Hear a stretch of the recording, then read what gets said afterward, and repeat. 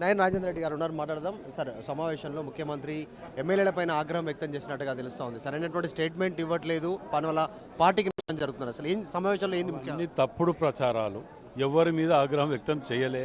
అందరికీ చెప్పిండ్రు, చేసుకున్నోరికి చేసుకున్నంత పార్టీని మనం ఇది చేసుకోవాలి.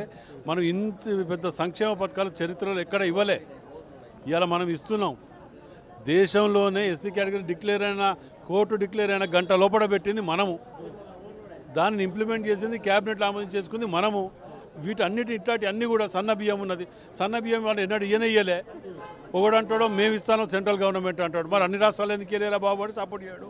ఒకడంటాడు నూకల్నే అంటాడు. అంటే వీళ్ళ ప్రచారానికి ఎంతసేపు దుష్ప్రచారాలకే పరిమితం తప్ప చెయ్యరు. కాబట్టి వీటిని ప్రజల్లోకి ఇంకా డెప్త్కు తీసుకువెళ్ళవలసిన బాధ్యత మన అందరి మీద ఉన్నది. అందరూ తిరగాలి అని చెప్పి, ఇంకా ఎక్కువ తిరగాలని చెప్పడం జరిగింది. మంత్రివర్గ విస్తరణను దృష్టిలో పెట్టుకొని ఈ మధ్య నిన్న ముగ్గురు నాయకులు స్టేట్మెంట్ చేశారు. ఒకరు ఉమ్మడి నల్గొండ జిల్లాకు సంబంధించి, మరొకరు ఇద్దరు ఆదిలాబాద్ జిల్లాకు సంబంధించినటువంటి వాటి విషయంలో ఈ విధంగా పార్టీకి నష్టం, వీటి గురించి చర్చ జరిగిందా? వాటి గురించి ఎవరు కూడా వచ్చే వాళ్ళకు వస్తుంది, అధిష్టానము సీఎం గారి నిర్ణయం ప్రకారం వచ్చేది ఉంటే వస్తుంది అది.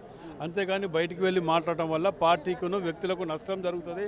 కాబట్టి దయచేసి ఎక్కువ బయట అట్లా మాట్లాడకూడదని చెప్పడం జరిగింది. కొత్త ప్రభాకర్ రెడ్డి స్టేట్మెంట్ చేశారు, ముఖ్యమంత్రి పాలన బాగాలేదు, కొనమని డబ్బులు ఇస్తామనేటువంటిది కాంట్రాక్టర్లు, బిల్డర్లు మాకు చెప్తా ఉన్నారు అనేటువంటి స్టేట్మెంట్ చేశారు. ప్రభుత్వాన్ని కూల్చాలి అనేటువంటి ఆలోచన జరుగుతుంది క్షేత్రస్థాయిలో కొన్ని వర్గాలు అనేటువంటి స్టేట్మెంట్ చేశారు. దాని గురించి వాళ్ళ బతుకులే అవి. రాజకీయాలంటే కొనటం అమ్మటం అనేది వాళ్ళ దుకాణం. అది వాళ్ళకి అలవాట్ల పొరపాటు అంటూనే ఉంటాడు.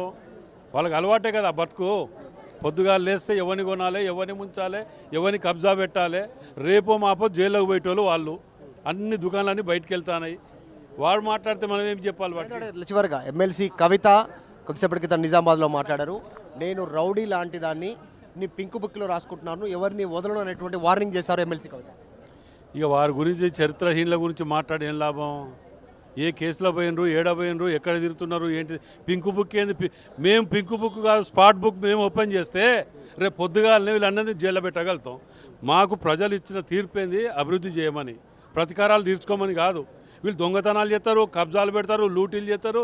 అల్లిబాబు 6 డజన్ ముఠాదిగా కుటుంబం దోసుక తింటుంది. వీళ్ళని ఏం మాట్లాడకుంటే పింక్ బుక్లా బొంగేమో కాదు. నేను రౌడీ లాంటి దాన్ని అంటున్నారు. మరి కాదని ఎవరు అన్నారు? మేము కాదన్నామా? మేమేం కాదనలే కదా. మేము రౌడీలు అంటే కాదన్నామా? మేమన్నా? ప్రపంచంలో ఏ మూల ఏ క్షణం ఏం జరుగుతుందో వేగంగా తెలుసుకోవడానికి తొలి వెలుగు వాట్సాప్ ఛానల్ని ఫాలో చేయండి.